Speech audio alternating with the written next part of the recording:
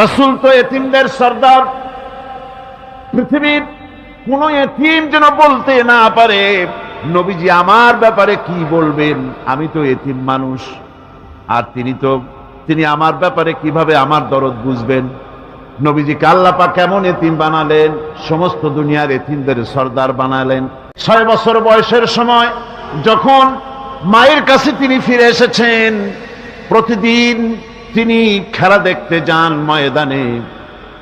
ইতিহাসের মধ্যে লেখা হয়েছে মা প্রতিদিন সন্ধ্যার সময় তাকে ফিরে পান। আজকে সন্ধ্যা হয়ে গেছে, শিশু মুহাম্মদ সাল্লাল্লাহু আলাইহি ওয়াসাল্লাম বাড়ি ফেরেন না।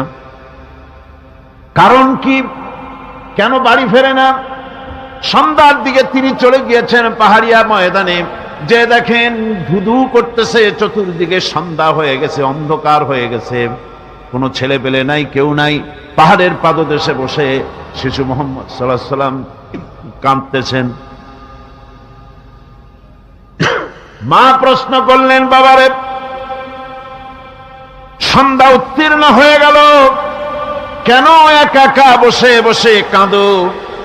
তিনি বলছেন, মাজি আজ কদিন খেলা দেখতে আসলাম ময়দানে, প্রতিদিন দেখি যখন সন্ধ্যা হয়ে যায় মুরব্বী শ্রেণীর কিছু লোক আসে, ছেলেকে নাম ধরে ডাক দেয়, ছেলেরা দৌড়ে তার বাবার কাছে চলে যায়, আর বাবা ছেলেকে কোলে নিয়ে মুখে চুমা দিয়ে বাড়ির দিকে নিয়ে যায়। আমি আজ কদিন পর্যন্ত এই ময়দানে এলাম, কোনদিন সন্ধ্যাবেলায় তো কেউ এসে আমাকে মুহাম্মদ বলে একটা ডাক দিল না। আমার আব্বা কি নাই? এতিমের প্রতি দরদ করার জন্য আল্লাহ পাক কোরআনের ভিতরে পরিষ্কার বলেছেন,